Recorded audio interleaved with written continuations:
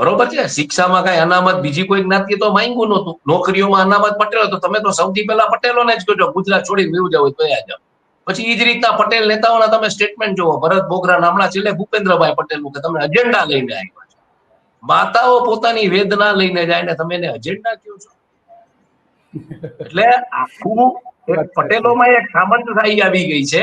અને ઈ ક્યાંક આ જિગીશા પટેલ છે કે અલ્પેશ કથિરિયા છે કે ઈ સામંતશાહીની સામે ઉભા થયા છે. પાસમાંથી ઉભા થયેલા નેતાઓ એમ કે પાસના ફેલ થયેલા નેતાઓ, હું એમ કહું છું કે પાસમાંથી જે ઉભા થયેલા નેતાઓ જે લોકોએ નજીકથી જોયું કે સમાજનું આખું સમાજીકરણ કેવી રીતના થયું અને એમાં સામંતશાહી કેવી રીતના. સુરતના શેઠિયાઓ શું કરે છે? સુરતના પટેલિયા ઓલા પ્લેન લઈને અમરેલી જાય છે, હીરાના ધંધા કરે છે, એ બધા શું કરે છે? કોઈ બોલતું નથી સમાજ માટે. એક વ્યક્તિ બોલે છે સમાજ માટે. આજે આ લોકો એટલા માટે સમાજ માટે લડી રહ્યા છે ને આનો ક્યાં ઉપયોગ કરવો પોલિટિકલી, એ આખી રમત થઈ રહી છે. હવે આમાં શું થશે ગોંડલમાં આ મુદ્દે થોડું સમજવું અઘરું છે, અત્યારે તરલ પ્રવાહ છે.